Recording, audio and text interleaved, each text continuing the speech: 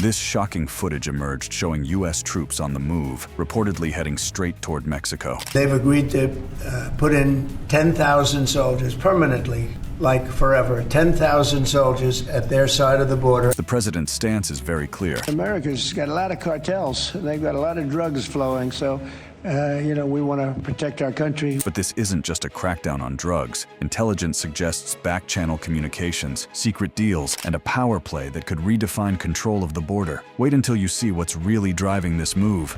The leaked clip that sparked it all.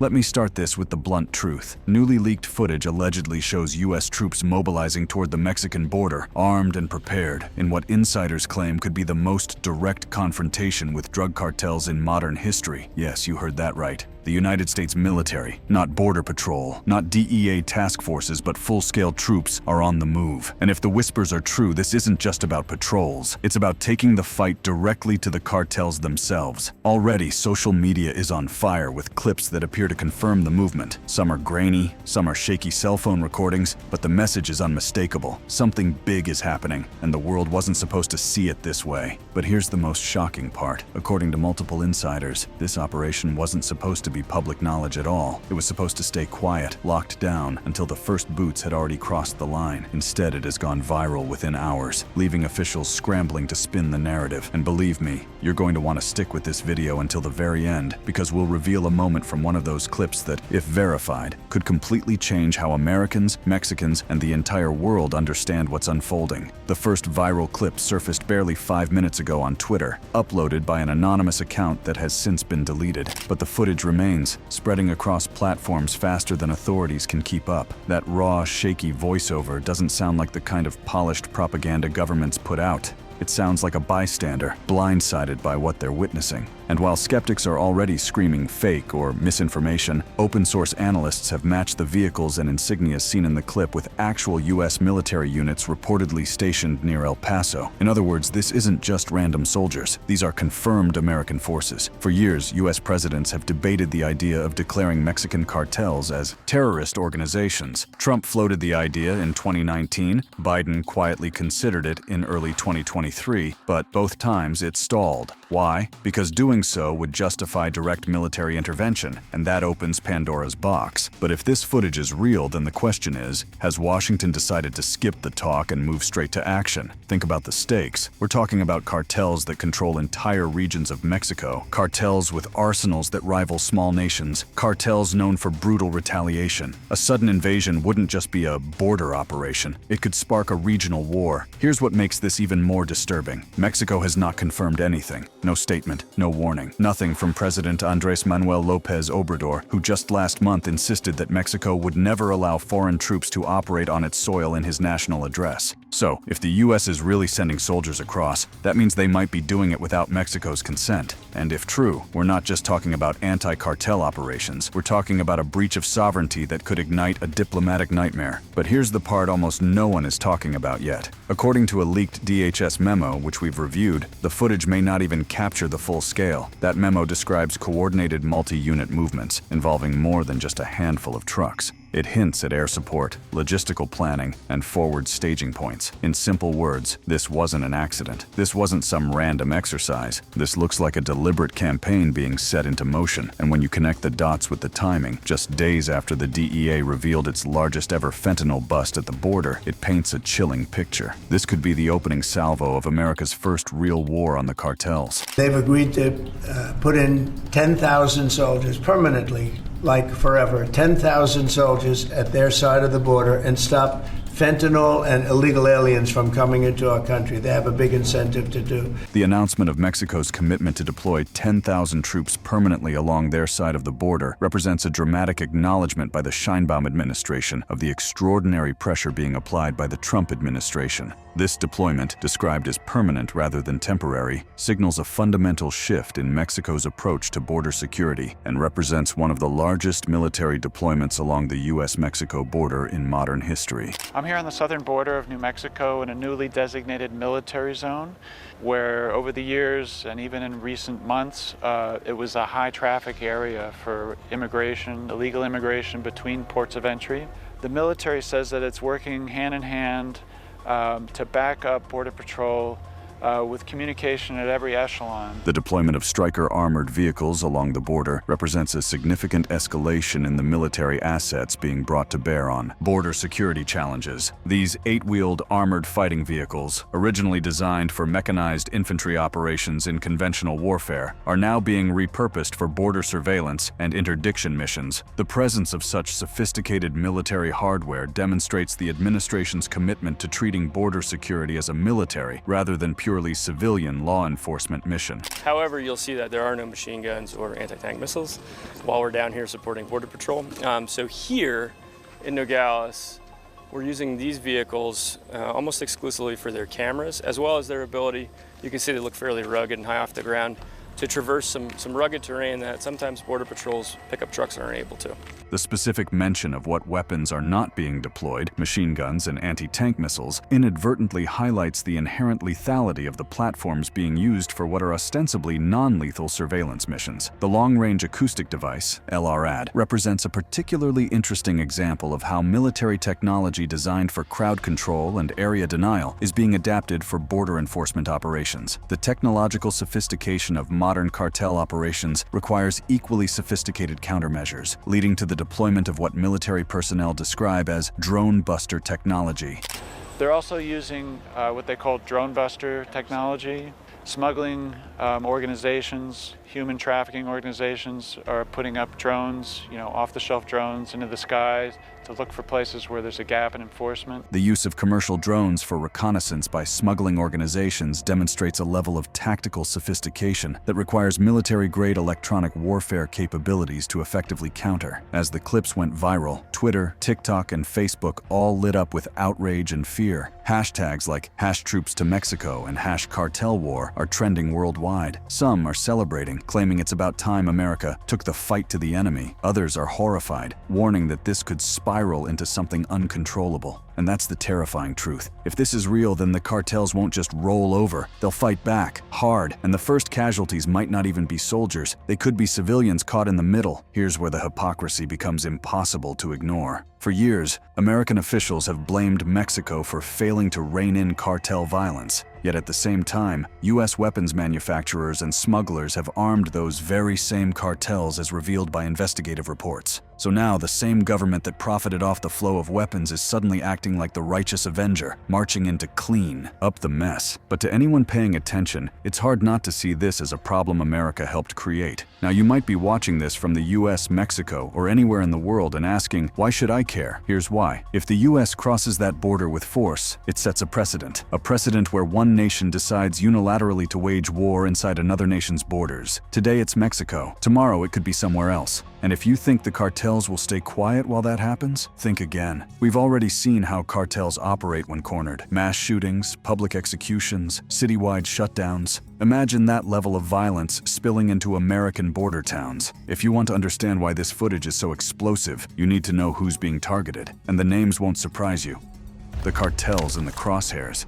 They are the two most powerful, most feared criminal syndicates in the Western Hemisphere. The Sinaloa Cartel, the empire built by Joaquin El Chapo Guzman, now fractured but still dominant. Even with El Chapo locked away in the US, his sons, known as Los Chapitos, continue to run parts of the organization with a terrifying mix of brutality and sophistication. CJN, Cartel Jalisco Nueva Generación, led by the elusive Nemesio Oseguera Cervantes, better known as El Mencho. They've grown into the single biggest rival to Sinaloa, controlling routes, ports, and entire regions through sheer force. According to a leaked DHS intelligence brief, these two cartels are the primary focus of what's being described as multi-theater suppression operations. That phrase might sound clinical, but in plain English, it means military action against cartels in multiple regions at once. And that's the first major clue. This isn't about capturing a handful of traffickers. This is about shutting down cartel strongholds. Let's take you back to the history of these cartels and how they transformed America's southern border into a combat zone. The modern cartel warfare that has claimed over 350,000 lives and resulted in 100,000 disappearances by 2025 traces its origins to the late 20th century, when Mexico's role evolved from a minor player in international drug trafficking to the dominant force controlling the flow of narcotics into the United States. This transformation began innocuously enough in the 1960s and 1970s, when Mexican organizations served primarily as transporters of cocaine cocaine produced in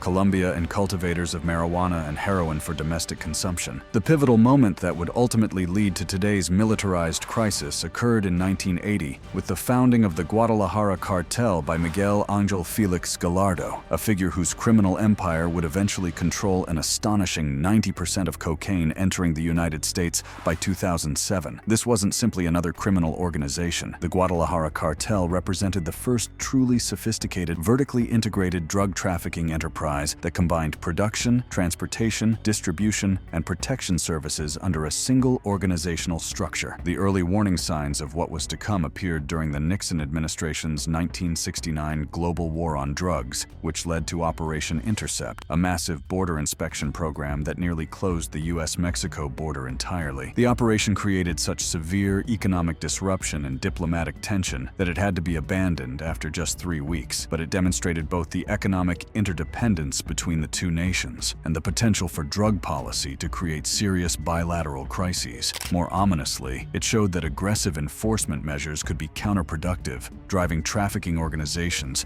to develop more sophisticated methods and deeper corruption networks. The true scope of cartel violence and its potential to directly threaten American lives became horrifyingly clear on February 7, 1985, with the kidnapping, torture, and murder of DEA agent Enrique "Kiki" Camarena by members of the Guadalajara Cartel. This wasn't simply the murder of a law enforcement officer, it represented a direct attack on U.S. sovereignty and demonstrated that these organizations were willing to engage in acts that could only be described as terrorism against American government personnel. The brutal nature of Camarena's death, involving days of torture designed to extract information about DEA operations, sent a chilling message about the cartel's willingness to use extreme violence against anyone who threatened their operations. The fragmentation of the Guadalajara Cartel following Felix Gallardo's 1989 arrest created the organizational structure that continues to define Mexican cartel operations today, but it also initiated the territorial wars that have turned entire regions of Mexico into combat zones where civilian casualties are routine and government authority is constantly challenged. The division of the Guadalajara Cartel's territory among lieutenants created the Sinaloa, Tijuana, Juarez, and Gulf cartels, each inheriting portions of smuggling routes known as plazas that they would defend with increasing violence against competitors and government forces alike. The 1990s and early 2000s witnessed the evolution of these organizations from relatively traditional criminal groups into paramilitary forces capable of challenging Mexican military units in direct combat. The cartels diversified their operations beyond cocaine smuggling to include methamphetamine and eventually fentanyl production, while their violence became increasingly theatrical and brutal, designed not just to eliminate enemies, but to terrorize entire populations into submission. Border cities like Tijuana and Ciudad Juarez became synonymous with extreme violence as cartels fought for control of the most valuable smuggling routes into the United States. The emergence of Los Zetas in 2003 marked a qualitative change in the nature of cartel violence that directly foreshadowed today's military intervention policies. Los Zetas began as a group of elite Mexican military special forces soldiers who deserted to work as enforcers for the Gulf Cartel, bringing military training, tactics, and equipment to criminal organizations that had previously relied primarily on corruption and limited violence to achieve their objectives. The Zetas introduced systematic torture, mass executions, beheadings, and psychological warfare tactics that transformed the cartels from criminal organizations into terrorist groups by any reasonable definition of the term. The impact of Zetas methodology became horrifyingly apparent in incidents like the 2005 Nuevo Laredo conflict, where 110 people died in a single turf war as the Gulf Cartel and Zetas battled the Sinaloa Cartel for control of this crucial border crossing. The violence was so intense and the government response so inadequate that entire portions of the city became no-go zones where cartel forces operated openly and government authority effectively ceased to exist. The Morelia attacks on September 15, 2008, represent a turning point in cartel tactics that directly prefigures the current military response. Gulf Cartel operatives threw grenades into crowds celebrating Mexican Independence Day, killing 10 people and injuring over 100 in what can only be described as an act of terrorism designed to demonstrate that No civilian gathering was safe from cartel violence. This attack crossed a line from criminal violence to terrorism against civilian populations, establishing precedents that would eventually justify treating cartels as foreign terrorist organizations subject to military action. The peak years of cartel violence from 2010 to 2012 demonstrated conclusively that these organizations had evolved beyond the capacity of traditional law enforcement to control or contain. The year 2010 alone saw 15,273 drug-related deaths, while incidents like the San Fernando massacres showed that cartels were willing to engage in mass murder on a scale typically associated with warfare rather than criminal activity.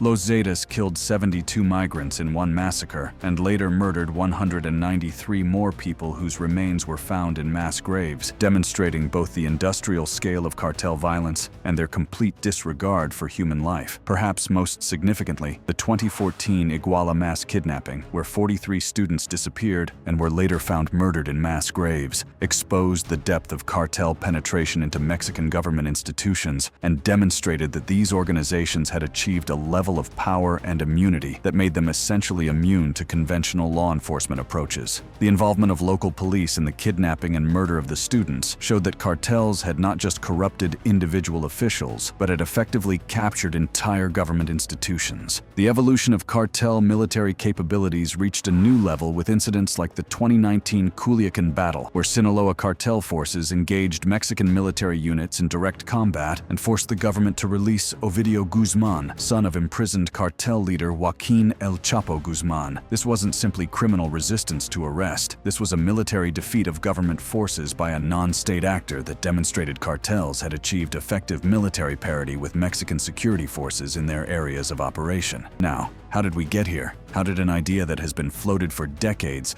suddenly accelerate into boots-on-the-ground action? The answer lies in a classified meeting in Washington held just last week. Sources claim it took place inside the Eisenhower Executive Office building, just steps away from the White House. In attendance, senior Pentagon officials, Homeland Security leaders, and key figures from the DEA. The official topic on paper, border security enhancements. The real subject, according to one insider, a direct military campaign. The risk of inaction outweighs the risk of escalation, one attendee reportedly said, a statement that, if verified, suggests the U.S. has made a monumental policy shift. And here's where it gets even more chilling. The Mexican government was not present, not a single representative, not even a token observer, which means if this is true, the U.S. might have planned a cross-border operation entirely behind Mexico's back. If U.S. troops really do move against the cartels, this isn't going to be a clean surgical mission. Cartels aren't a single target. They're sprawling networks with armies of their own. And unlike conventional militaries, cartels don't play by the rules of war. We're talking about groups that have blocked entire highways with burning vehicles to trap police, ambushed convoys with grenade launchers,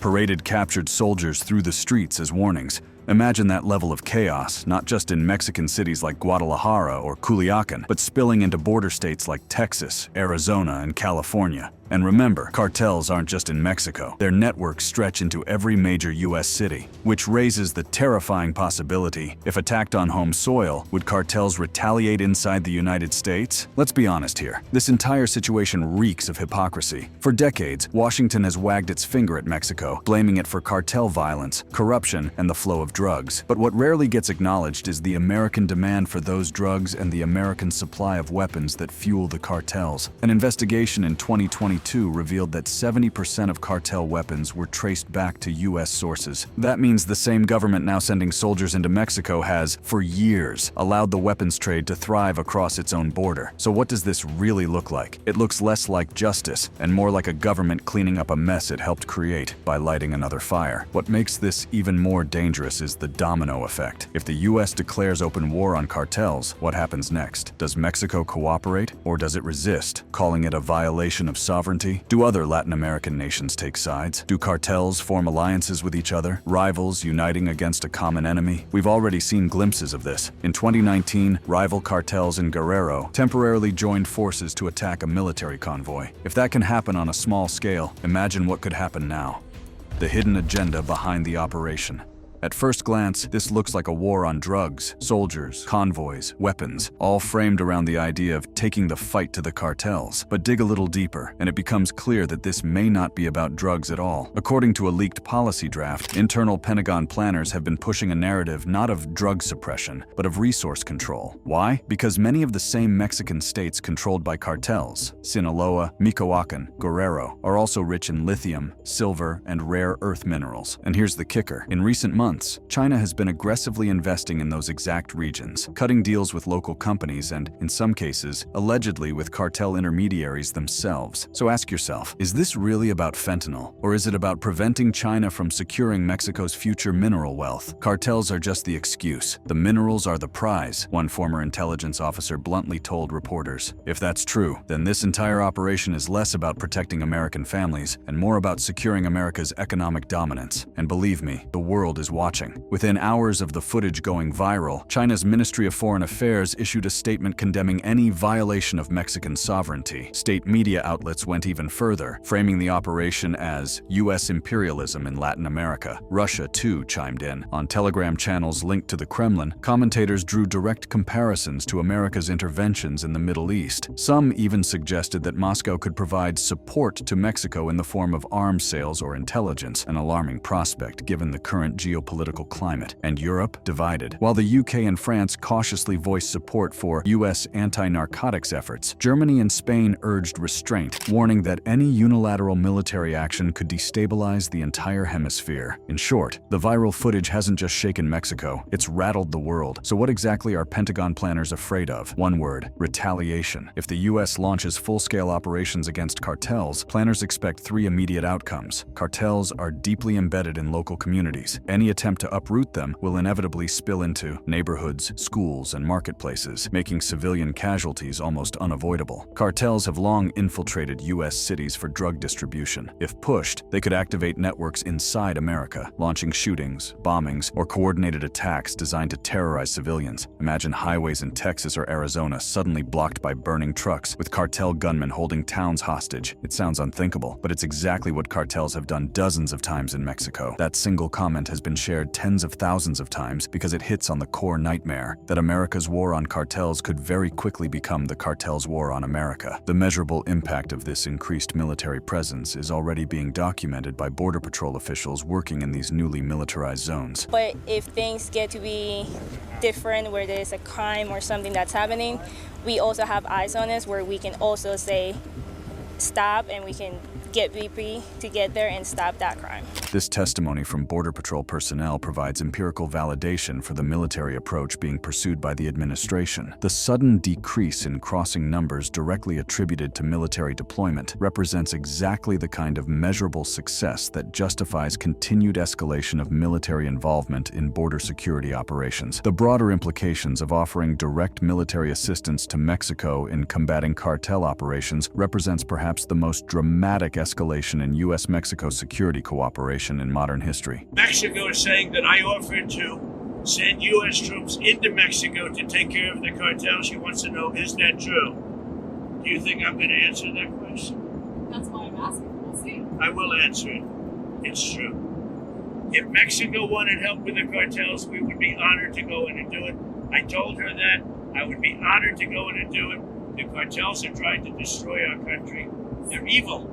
She's so afraid of the cartel she can't walk. And here's what makes all of this truly heartbreaking: the civilians caught in the middle. In Mexico, communities already live under the shadow of cartel rule. Farmers pay taxes to cartels. Shopkeepers live in fear of extortion. Parents worry their children could be kidnapped or forced into the trade. Now, with U.S. troops reportedly preparing to move in, those same civilians could find themselves trapped in an even deadlier crossfire. On the U.S. side, families in border towns like Laredo, El Paso, and Brownsville are suddenly asking themselves, what happens if the fighting spills across? Already, local mayors are demanding answers, with one even warning: this could put our communities directly in harm's way. If all of this feels familiar, it should, because we've seen this playbook before, and the ending is almost always the same. Take Vietnam. It began innocently enough with military advisors sent to help stabilize a fragile government. No official war declaration, no public talk of a massive campaign, just support. But before long, advisors turned into troops. Troops turned into battalions, and America found itself trapped in a decades-long war it could neither win nor easily escape. Over 58,000 American lives lost, millions of Vietnamese dead, and to this day, the scars of that conflict still haunt U.S. policy. Then there was Afghanistan. The story was eerily similar. It began as a focused mission, a hunt for al-Qaeda in the wake of 9/11s. Officials promised it would be swift, targeted, and decisive. But as the years passed, the mission shifted, expanded, morphed into nation-building. 20 years later, after spending trillions of dollars and losing thousands more lives, America left in chaos, handing the country back to the very Taliban they had once vowed to eliminate. And who can forget Iraq? The justification this time was weapons of mass destruction. Quick, clean, surgical, that's what we were told. But the WMDs were never found, and what followed was a quagmire of insurgency, civil war, and terror groups that spread far beyond Iraq's borders. The war destabilized an entire region, created ISIS, and left a trail of destruction that still reverberates today. Do you see the pattern? Each time the story starts the same way. Limited action, clear objective, quick mission, a small push, we're told, nothing more. And yet, each time it ends the same way too, with chaos, bloodshed, political fallout, and the nagging question of whether it was ever worth it. Now, the United States may be writing the first chapter of yet another war. The only difference? This time the battlefield isn't halfway across the world. It's right on America's own doorstep, in Mexico, a country deeply intertwined with U.S. trade, culture, and family ties. And that's what makes this even more dangerous. Because if the lessons of Vietnam, Afghanistan, and Iraq tell us anything, it's this. Once America steps into a fight of this scale, stepping back out is never as simple as promised. Here's the sobering reality. As of this moment, nothing has been officially confirmed. The Pentagon has refused to comment. The White House has remained silent. Mexico has issued no statements. And yet, the viral footage is undeniable. Troops are moving, weapons are loaded, something is happening. So what are we left with? A terrifying question. Is the U.S. on the verge of launching a war on cartels inside Mexico? And if so, at what cost? Because if history has taught us anything, it's this. Once the first shot is fired, there is no going back. What do you think? Could this really mark a turning point in the U.S.-Mexico border conflict? Or is it just another flare-up? Share your thoughts in the comments below.